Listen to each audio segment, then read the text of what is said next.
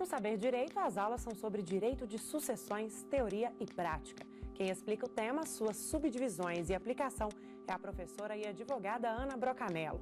No curso, ela explica o conceito e regras que regem o tema, fala sobre sucessão legítima, testamento, doação, planejamento sucessório e muito mais. É a partir de agora no Saber Direito. Olá, meu nome é Ana Brocanello, advogada e professora especialista do Direito de Família e Sucessões. Nesse curso desta semana estamos estudando a sucessão, tanto legítima, testamentária, quanto as atualidades da nossa área. Nessa terceira aula, nós vamos falar exclusivamente da sucessão no casamento e na união estável e vamos trazer também a questão do julgado recente do STF, que fala da modificação da própria união estável. Então, a sucessão do casamento vem no artigo 1829, no inciso 1º.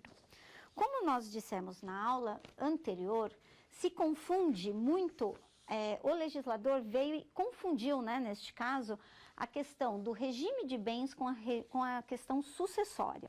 E o que isto implica? Implicou que, dependendo do regime de bens da qual você adota na hora do casamento, isso fará efeito em relação aos seus bens particulares, ou seja, aqueles bens adquiridos antes daquele casamento, fará diferença na hora da sua sucessão. Então, vamos verificar o que primeiro? Os regimes de casamento, estudar cada um deles para verificar depois, no 1829, o que isto implica. Implica na situação, primeiro nós temos a comunhão universal de bens, que era o regime adotado como legal antes do ano de 77. Neste caso, vem falando neste regime que todos os bens que você adquiriu de maneira onerosa ou gratuita, antes ou mesmo durante a constância do seu casamento, se comunicam. O que é a comunicabilidade? Significa que ambos os cônjuges, neste caso, farão direitos ao uso, fruto, venda, aquisição daqueles bens. Então, no caso deste regime, para a atualidade, quem está casado na atualidade da comunhão universal de bens, ou é um regime anterior a 77, ou o assim quis através do quê? De um pacto antinupcial. O que é o pacto antinupcial? É uma escritura que você faz quando você vai fazer correr os seus proclames, você vai lá casar, você vai até o cartório, leva a documentação e você, juntamente com o seu noivo, com a sua noiva, resolvem o quê? Que vocês querem casar com um regime diferente ao regime legal depois do ano de 77, que no caso é a comunhão parcial de bens. Então, o que você fala? Faça um pacto antinupcial, que é como se fosse uma escritura, ali declarando o quê? Que todos os bens anteriores ao casamento, assim como a parte de herança, assim como os bens adquiridos durante a constância daquela união, passarão a fazer parte do seu regime. No caso deste artigo, em relação ao 1829, o que significa? No 1829, o artigo fala que quem está casado no regime, né, da comunhão universal de bens, os bens anteriores não serão, a pessoa não será herdeira. O que isto significa? Significa que os bens adquiridos antes, você hoje está lá, né, casado na comunhão, que esses bens anteriores não serão comunicados. Você não trará, neste caso, os bens. Por quê? Que este regime, simplesmente, ele já diz, né? Você, quando casa nesse regime, não faz sentido, né? O 1829, você ser considerada herdeira. Por quê? Porque ele já diz, quando você cria este pacto, que os bens anteriores são seus. Então, o que você é? Você será meeira em relação aos bens adquiridos naquela constância, pelo Pacto Universal, e herdeira automática pelo regime da comunhão universal, através do pacto, né, que você criou antes, através do regime escolhido. Ou seja, não faz sentido o artigo vir dizendo que você é herdeira novamente de uma coisa que você já era anteriormente. No caso, então não haverá entendeu? Concorrência virá meação e a herança virá através deste pacto. Temos também a questão da separação obrigatória e separação convencional de bens. Neste caso, a separação de bens, o que fala? Fala que os bens que são seus e o que a pessoa traz do casamento seriam delas. Neste caso, a separação obrigatória de bens difere da separação convencional. A obrigatória é aquela imposta pela lei, né? Ela vem imposta para aqueles que casam quando têm mais que 70 anos. E por que eles é obrigatório? Eles visam, na realidade, proteger o patrimônio amealhado durante uma vida muito longa, muito extensa, e eles querem proteger este patrimônio de uma possível união que talvez não dure a quantidade de tempo suficiente para que a pessoa faça, vamos assim dizer, jus àquele patrimônio. Então, o artigo 1829 fala que serão, né? Ele fala que não será herdeira, que não concorrerá, ou seja, não haverá essa concorrência, não haverá o direito a herdar esses bens quando da questão da obrigatória, quando a separação é obrigatória de bens. A separação convencional dos bens, que é? Aquela como assim, no caso da comunhão universal, você fez um pacto. Vai lá, senta, faz um documento por escritura pública dizendo que todos os bens, mesmo aqueles adquiridos em seu nome, serão feitos. Há, neste caso da separação convencional, uma questão de que os bens amealhados também, né, durante a constância, se foi feito, na constância do casamento, se foi feito através de esforço comum, estes sim serão partilhados, mas é uma questão pontual. Normalmente o que se faz é separar realmente o patrimônio, herança, bens anteriores e bens adquiridos até mesmo na questão posterior, né? Mas o que acontece? O 1829 fala tão somente da separação obrigatória de bens, não falando nada sobre a convencional. Foi uma questão polêmica também depois de 2002 nessa situação.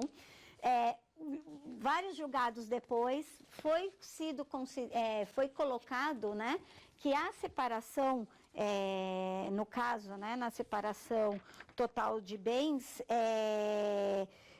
passou a valer, tá? Então, neste caso, você optou pela convencional para a vida, para os bens em vida, porém, pelo STF, já entra que sim, o cônjuge casado sobre esse regime será concorrente dos bens do cônjuge. Haverá, né, nesse caso, a concorrência do inciso 1º do 1829. O terceiro caso, que é o da comunhão parcial de bens, que é o regime legal atual, é o mais confuso para a gente entender. Por quê? Porque deles vem uma série de situações, deles vêm bens comuns, bens anteriores, bens posteriores, e daí se faz. É um dos pontos mais debatidos, gerando muitas controvérsias sobre esse tema, e aí a gente verá que existem, então eles separaram, diante dessas controvérsias todas, em 3 grupos. Os bens particulares de cada um, ou seja, o que eu adquiri antes, o que eu já trouxe, né, para este casamento. Os bens particulares do outro, né, em relação ao bem que a pessoa trouxe para este casamento, já anterior, particular dele anterior. E, por fim, os bens comuns. Nos bens particulares, né, de cada um, também a gente vai ter 3 correntes de juristas que decidem o que está. Mas, porque o que acontece? Eles vêm dizendo que a concorrência se dará perante o quê? Os bens comuns, salvo se casado ou falecido no regime da comunhão universal, separação de bens obrigatórios ou no comunhão de parcial de bens, se o autor de herança não houver deixado os bens particulares. Então, o que significa não ter deixado bens particulares? Então, ele vai trazer para você a seguinte situação: tenho filhos comuns, tenho bens particulares anteriores, tenho filhos exclusivos de um cônjuge. Então, vamos estudar direito para ver como que fica essa situação. No caso do que é considerado bem particular de cada um, neste caso vão dizer que a concorrência e meação. Então, eu tenho bens comuns. O que são os bens comuns? Aqueles que eu angariei durante o casamento. Neste caso, por qualquer um dos regimes, né, que a gente estudar, o que fala? Que eu tenho direito à meação se eu ajudei a contribuir com aquele patrimônio. Então, se eu sou meeira, não faz sentido eu ser o quê? Herdeira desses bens. E aí começa-se aquela confusão em relação às três correntes doutrinárias. Por quê? A primeira entende que o cônjuge sobrevivente será concorrente somente à herança dos bens particulares. Ou seja, eu comprei esta casa enquanto estava casada e ele tinha uma outra casa anterior. Eu vou ser concorrente nos 50% que ele tem desta casa e também 100% do outro imóvel, ou eu serei só concorrente em relação ao outro imóvel? A grande maioria dos nossos juristas entende o quê? Que eu serei somente concorrente em relação àquele bem particular, porque neste eu sou meeira, logo eu não me caberia herança, somente o quê? Meação. E naquele bem que eu não sou herdeira, caberia o quê? Desculpa, naquele bem que eu não sou meeira, caberia o quê? A minha parte de herança. Esta é a grande maioria dos juristas vão por este caminho. A segunda corrente diz o quê? Que deve concorrer não só nos bens, que eu não concorro nos bens particulares, que eu não concorreria somente nos bens particulares, que eu concorreria nos bens particulares e também naqueles 50% do bem que me pertence. Ou seja, eu tiro a minha parte de meação e naqueles 50% que eu vou fazer, que vou levar a inventário, né, que eu vou inventariar, eu também seria herdeira neste caso. Tem bastante juristas que acreditam nesta corrente, partem disto, mas a grande maioria ainda vai somente nos bens particulares. Existe somente a Maria Berenice Dias, que vai pela terceira corrente, né, que seria dizendo que caberia somente a concorrência nos bens comuns e não nos bens particulares, no caso da comunhão parcial de bens.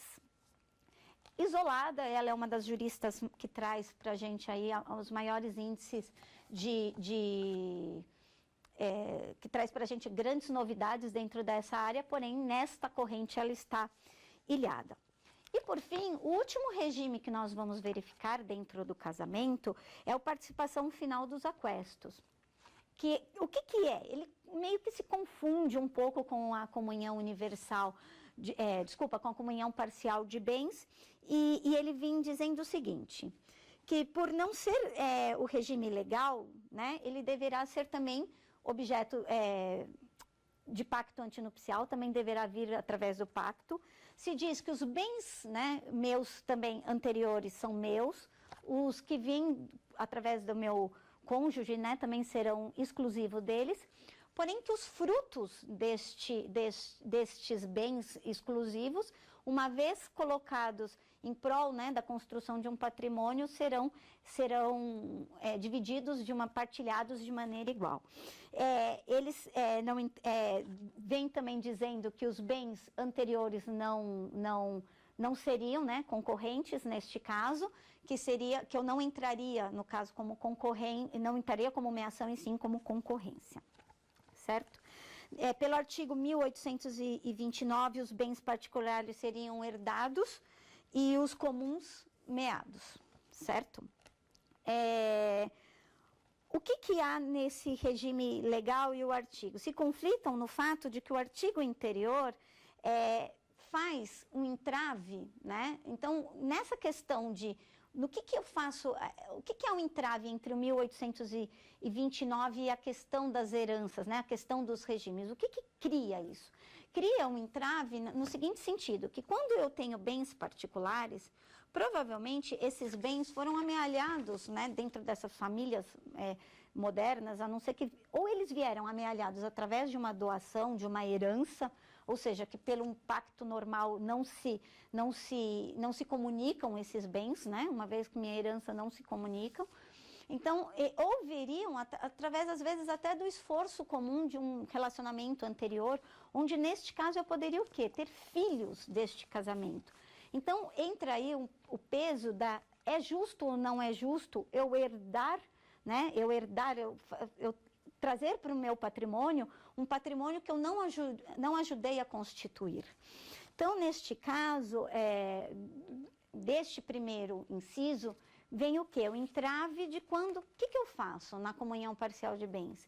Se eu venho trazendo para o meu patrimônio, né, herança, por exemplo, de bens adquiridos na constância do primeiro casamento do meu cônjuge, né? E que faz? E esses bens foram constituídos e ele possui filhos anteriores, é certo eu deixar este patrimônio todo para os filhos dele? É certo eu participar ou não? Então, neste caso, a concorrência vem dizendo o quê? Que uma vez que eu tenho filhos somente comuns, o que são filhos incomuns? Aqueles filhos meu e desse cônjuge que deixou a herança, o que a legislação trouxe e fez neste caso? Ele vem e diz o seguinte, eu vou... nos bens particulares, né, que a gente está aqui discutindo só onde eu sou, pensam-se agora, daqui para frente, que eu sou herdeira, a gente não está falando da minha ação. Então, eu vou fazer o quê? Este bem vai ser dividido igualmente entre eu e meus filhos comuns. Neste caso, o que aconteceria? Eu teria que receber uma cota não inferior a 1/4 desta herança, ou seja, quando eu tenho 2 filhos, o que eu receberia? Eu receberia 1/3 deste valor. Logo, eu não seria, né? Eu não receberia uma cota inferior a 25%. Quando começa-se a fazer a reserva deste quinhão, que nós chamamos reserva de quinhão, quando eu passo a ter acima de 4 filhos. Então, o que a legislação fez? Neste caso, com filhos comuns, a legislação me reserva 1/4 ao cônjuge, né, sobrevivente, ele reserva este 1/4 e a diferença esses 3/4 serão partilhados igualmente pelos filhos. Sejam, no caso, filhos comuns, sejam eles filhos adotivos, filhos vindos de outra relação, vai ser feito através disso. E quando, né, no caso, os filhos são... eu sou a cônjuge sobrevivente e, neste caso, ele só possui filhos exclusivos do primeiro casamento. Como fica? Que é essa situação justamente que a gente está discutindo para saber se é justa ou não. Neste caso, a legislação não reservou a 1/4 parte, não fez essa reserva de capital, fala que não há o mínimo, né? E eu vou receber, no caso, a mesma cota à parte dos herdeiros. Então, se ele tiver 2 filhos, dividiremos igualmente, ou seja, 1/3, 1/3, 1/3. Se ele tiver 5 filhos, nós dividiremos 1/6 para cada um, independente do número. Então, o que houve neste caso? O legislador fez, separou, no caso dos filhos exclusivos do cônjuge, a reserva dessa cota à parte. Porém, existe uma situação que não foi prevista, que é a situação de casamento com filhos de filiação híbrida. Palavra estranha, né? Filiação híbrida. O que é? Seria aquele famoso os seus, os meus e os nossos. O que isso acontece? Você possui filhos de uma primeira relação, filhos exclusivos, né, daquele autor da herança. Você possui filhos exclusivos seus de uma outra situação, porém vocês têm uns filhos em comum. Então, como que será, né, no caso, a partilha, né, vamos dizer, a sucessão desse caso de sucessão híbrida? A legislação vem dizendo, não fala muito a respeito, assim, não traz a solução. O que ele vai dizer? Vai ser mais uma questão jurisprudencial, necessariamente, do que uma questão legislativa. Então, o que vai fazer? Vai fazer, em relação aos filhos comum, aplicação da sucessão, aquela atinente ao regime, né, de 1/4, eu vou fazer a reserva daquele 1/4 em relação aos meus filhos, porém, vou dividir a parte dos filhos exclusivos do primeiro casamento, ou da primeira relação, ou os filhos dele, né, exclusivamente deste autor da herança, de uma maneira igualitária. Então, o que eu tenho? Eu tenho 2 tipos de sucessão dentro do mesmo caso. Né? Nós veremos isso na questão da união estável, que ela traz ainda uma questão muito mais além, né? Uma questão muito mais discutida, debatida em relação a isso. Né? Porque dá uma sensação, aqui a gente ainda tem uma questão de filiação, a gente consegue tratar num equilíbrio, porque a legislação vem equilibrando este casamento. Então, no caso, né, de uma concorrência entre descendentes e cônjuges, né, haverá sempre a divisão, neste caso, por cabeça. O que isso significa? Eu vou ter, não cabe, né, representação, neste caso. O que vai acontecer? Eu vou dividir por cabeça. Em relação aos filhos, obviamente, os netos, né, nesse caso do autor da herança, receberão por representatividade dos seus pais, porém, receberão o que ele receberia se por cabeça fosse, ou seja, o que receberia se vivo estivesse, certo? Então, a questão toda que a gente tem que entender, né, neste caso, do 1829, em relação à meação, é super tranquilo. O que você meira, não haverá problema. Em relação aos bens particulares, então vem aquela famosa frase, né, que onde não há meação, haverá herança, e onde não há herança, será meação, neste caso, para a gente resolver. Então, filhos exclusivos dividindo por cabeça e filhos comuns, a gente tem a reserva de 1/4, caso, né, ou seja, de 25% da herança, caso o número de filhos dê um quinhão inferior à viúva, neste caso, reserva-se 1/4 e divide-se os outros 75% por cabeça, certo? E neste caso, e quando um dos herdeiros, né, vem na questão de eu renuncio a minha parte? Seja filho comum ou seja filho exclusivo, venho e faço a renúncia, né, daquele quinhão. O que acontece com essa parte? Essa parte vai ser o quê? Dividida, né, volta ao monte e vai ser dividida como se por cabeça fosse. Ou seja, o meu percentual volta e as regras continuam valendo igualmente como antes foram feitos. E daqui agora, então, a gente vai partir para a nossa primeira pergunta da aula de hoje. Se a legislação mistura o regime de casamento e sucessão, o ideal seria realizar o pacto antinupcial? A questão é que nem sempre, né, pelo que nós vimos no caso da separação da separação convencional de bens, é que o pacto antinupcial preserva essa questão da sucessão.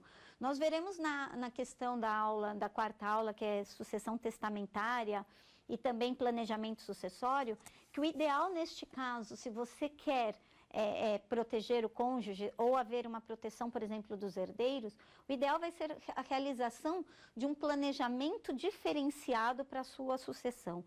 Em qual sentido? A realização de um testamento, a realização de uma doação em vida, a realização de uma constituição de uma empresa, isso a gente vai discutir mais para frente. Então, o simples fato de eu realizar um pacto antinupcial não vai garantir que a minha sucessão seja feita da maneira como eu quero. Por quê? Porque a legislação visa, ao confundir essa situação, visa a proteção da família, mas deixa grandes lacunas em alguma situação. Neste caso, que a gente fala do 1829, nós verificamos que em todo momento ele só fala a palavra cônjuge. E onde entra o companheiro? Essa é a nossa segunda pergunta da aula de hoje. O artigo 1829 do Código Civil não fala em companheira. Então, a união estável recebe tratamento diferente na sucessão? A união estável está sendo tratada de maneira diferente do que o casamento pelo Código de 2002.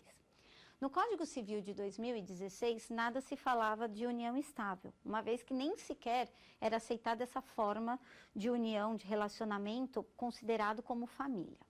Então, neste caminhar, né, histórico da situação, foi promulgada a Lei 8.971 de 94 e a Lei 9.278, das quais posteriormente, né, com o Código Civil, foram revogadas. Nestas leis anteriores, vinha se tratando a união estável praticamente como casamento. Era tida uma relação exatamente a mesma. Única diferença, vinha se falando do direito real de habitação.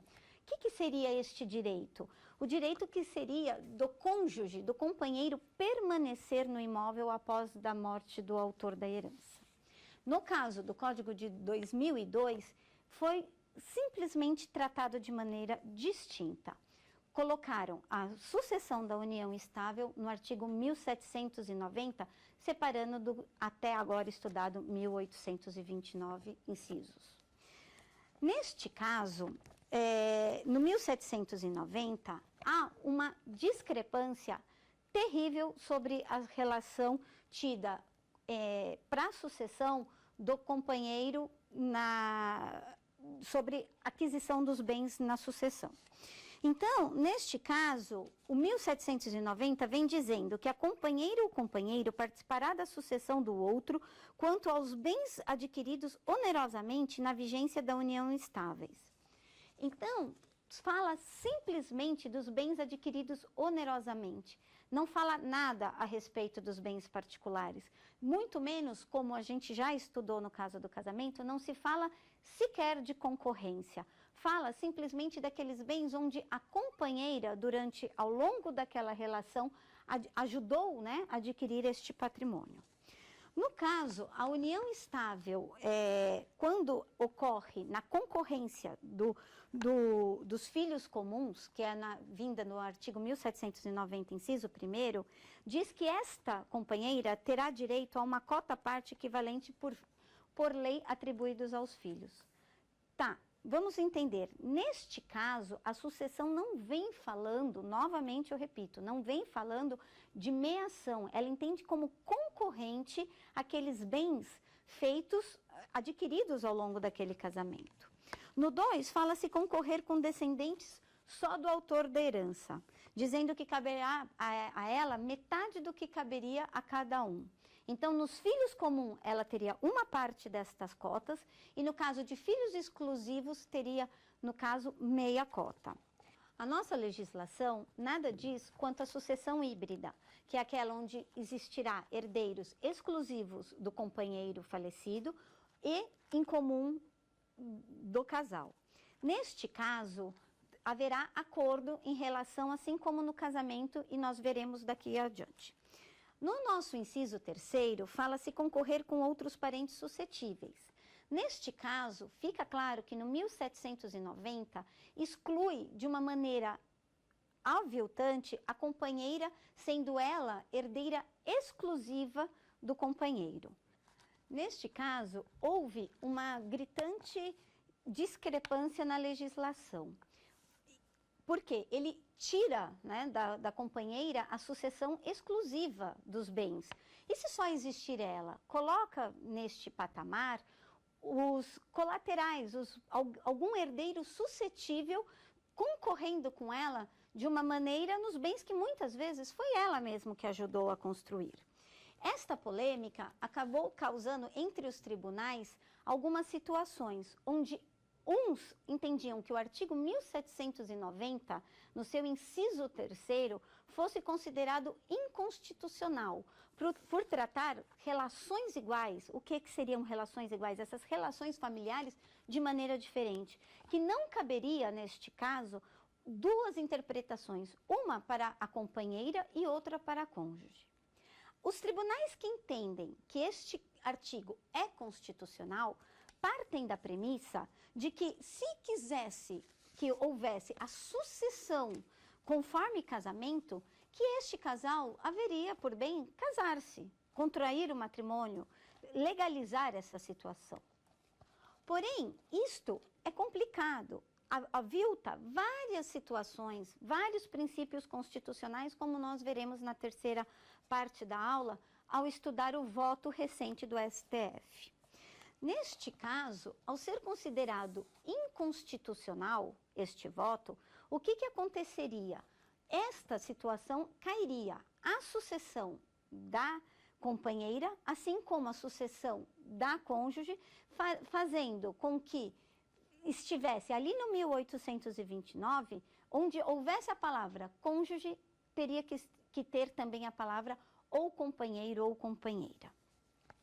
Quando falamos novamente da sucessão híbrida, nós temos que verificar que pelo inciso 1º, hoje, nós falamos, ele vem da concorrência do companheiro-companheira com filhos comuns de ambos. Neste caso, a palavra deveria ser substituída por herdeiros. Por quê? Ele fala em filhos, porém poderiam ser netos, poderiam ser outras pessoas suscetíveis, ou seja, a descendência toda, e não somente os filhos. Obviamente que numa discussão já jurisprudencial, ficou decidido que os netos também entram. Neste caso da sucessão feita através dos descendentes, ou seja, dos filhos comuns do casal, falamos que a sucessão receberá ela a mesma cota que os filhos receberão. E não há uma reserva de cota mínima, como acontece na sucessão da cônjuge, né? Do cônjuge, no caso que a gente estudou lá no 1829, inciso 1º. Lembrando que esta regra só vale, então, para a sucessão do companheiro, do cônjuge e não do companheiro. No segundo caso, nós teremos a questão da sucessão quando se lida de filhos exclusivos do primeiro companheiro. Esta é uma grande questão, sendo ela a mais polêmica de todas. Por quê? Porque neste caso, muitas vezes o patrimônio já veio anterior àquela relação. As uniões estáveis são umas relações, se pensarmos ao longo do tempo, não relativamente novas, coisas de 2, 3 anos, porém existem relações mais duradouras, mais longas, mas que traz ainda já um patrimônio anterior. E como que acontece? Neste caso, forma-se, no caso das sucessões híbridas, 4 lacunas. E aí o que se forma? Seriam aplicadas 4 teorias. Aplicar a regra como se todos os filhos fossem comuns, né? Neste caso, então, ela receberia igualmente por cabeça, certo? Então, os filhos comuns recebem cada um por cabeça e ela divide igualmente, porém sem reserva de cota. Então, se, por exemplo, 3 filhos, seria 1/3 de cada um, se 5 filhos, 1/5 de cada um. No caso da sucessão exclusiva, ela receberia metade desta cota. Ou seja, se os filhos recebem uma parte, ela receberia meia, causando assim uma diferença neste patrimônio. No caso da sucessão híbrida, existem essas 4 teorias que vêm dizendo o quê? O que a gente aplica, uma vez que ela é completamente silente, essa legislação, sobre essa situação? O que diriam? Primeiro, aplica-se como todos os filhos comuns fossem. A segunda situação, aplica-se como se todos os filhos exclusivos fossem. Na terceira, misturaríamos a primeira com a segunda hipótese. Caso houvessem filhos incomuns, para aquela cota parte, aplicaria-se por cabeça, como acontece na sucessão legítima, né, na sucessão da cônjuge. Nos filhos, no caso da sucessão dos filhos exclusivos do primeiro casamento ou da primeira relação, se faria a sucessão, ela recebendo a metade, e desta maneira haveria uma composição. Porém, esta não é uma situação que é confortável a nenhuma delas. Por quê? Ela perde por deixam os filhos exclusivos de ganharem uma parte. Na sucessão onde a mista, os filhos em comum, obviamente, deixam de ganhar uma parte, mas eles terão a reversão disso numa possível sucessão dessa companheira. E num caso de serem considerados todos como exclusivos do companheiro, quem deixa de ganhar é ela, que passa a receber metade daqueles direitos.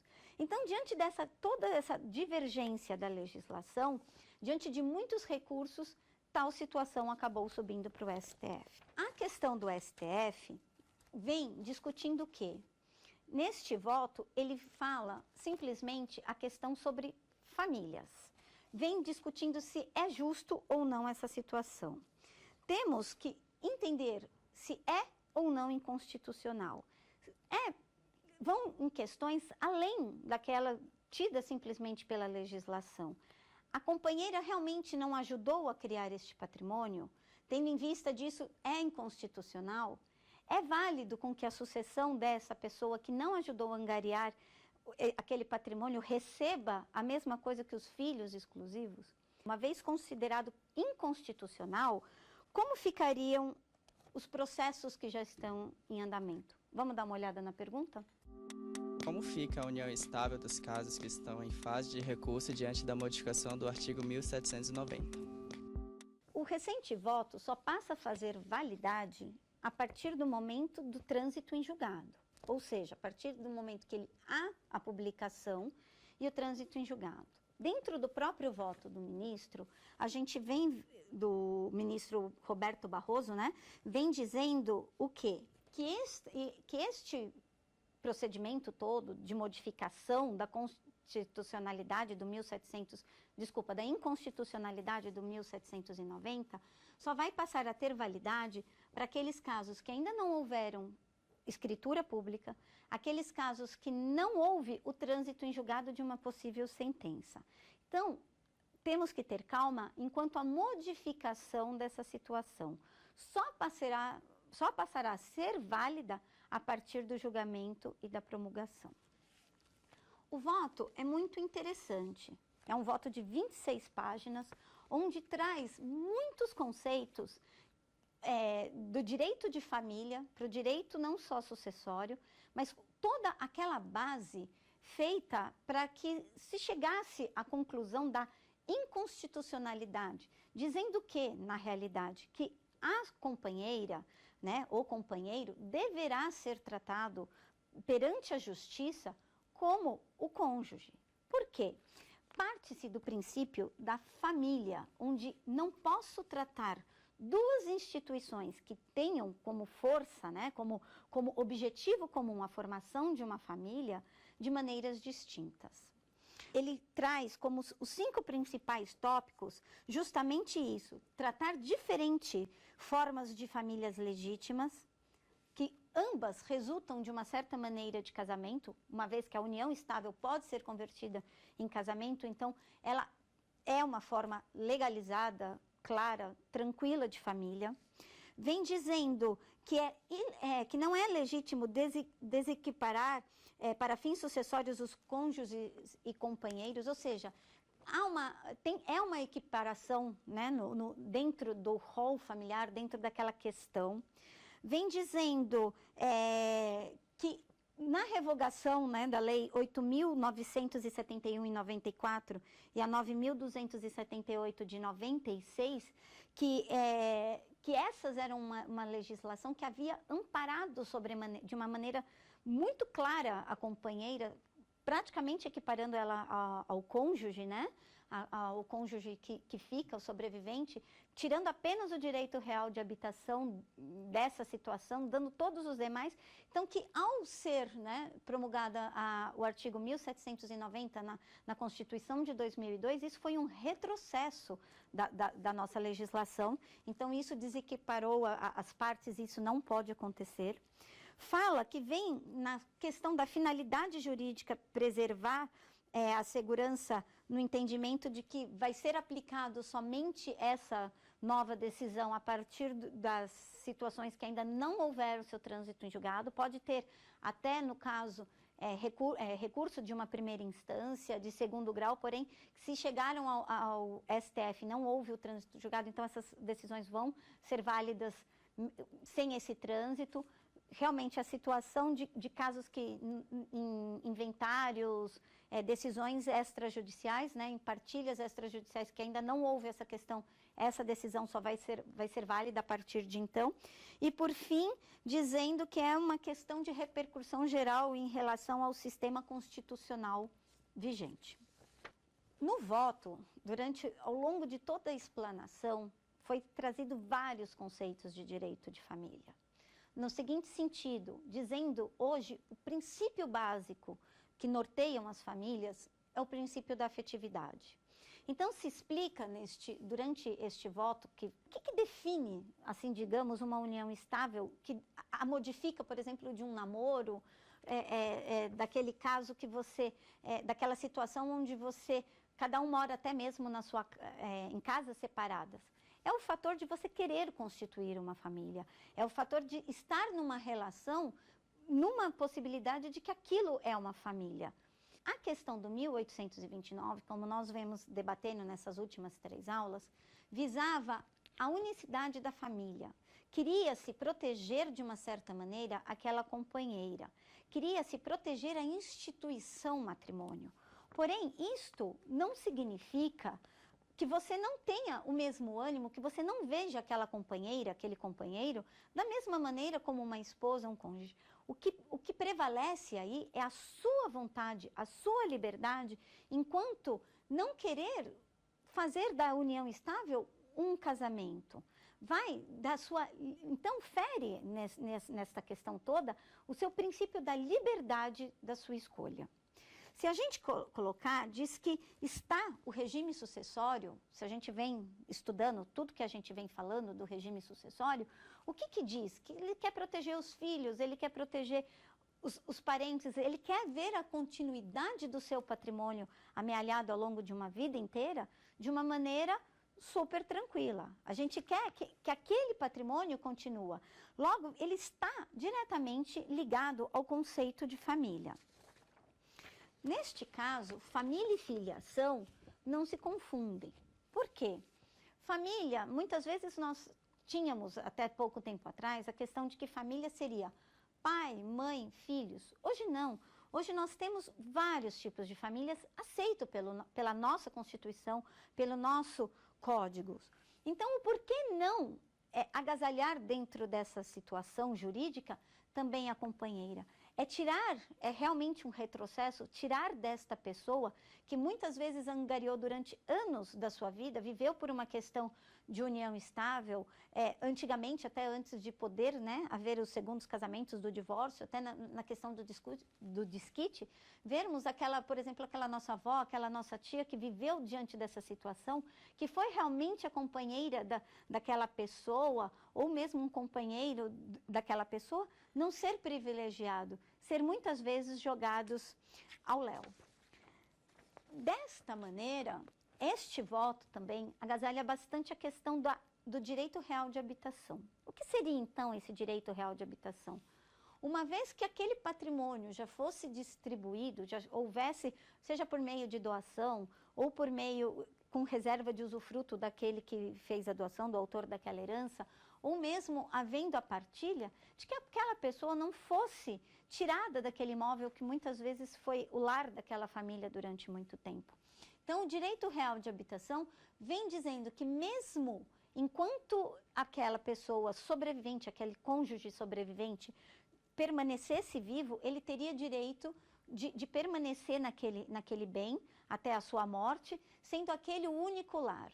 Neste caso, o direito real de habitação acabou ganhando um pouco mais de amplitude, tirando aquela situação de ser o único bem da família, a situação. Porém, por quê? Muitas vezes, dentro de uma partilha, dentro de um ajuste, aquele é o bem onde fica para um herdeiro que não a pessoa, que não o companheiro, a companheira, ou agora, né, no caso, o cônjuge, o cônjuge sobrevivente. Então, o que acontece? Tirar aquela pessoa das lembranças, tudo, então, eles acabaram ampliando. Então, quando nós falamos que, uma vez considerado inconstitucional, o que vai acontecer? Este artigo vai vir revogado e onde nós temos lá no 1829 a palavra cônjuge, nós colocaremos / companheiro. Para quê? Para fins sucessórios totais. Então, toda essa questão de sucessão híbrida, se haverá ou não agasalhamento de um acordo nas questões de quando há filhos exclusivos, tira, não tira aquela pessoa do lar dela, tudo isso vai passar a ser regido como sucessão legítima, no caso da união estável, vai passar a ser sucessão legítima e a gente resolve as questões nisto. Bem, na aula de hoje nós estudamos os tipos de regimes de casamento, a filiação exclusiva e filiação híbrida, tanto no casamento quanto na união estável. Falamos agora um pouco do direito real de habitação e falamos ainda do voto do recurso extraordinário 87, 86, 94, que acabou de ser julgado no STF. Espero que esta aula tenha sido de grande valia para vocês e convido vocês para vir conosco na próxima aula de Direito de Sucessão Testamentária. Obrigada. Ficou com dúvidas? Mande um e-mail para saberdireito@stf.jus.br. Você também pode estudar pela internet acessando o site tvjustiça.jus.br.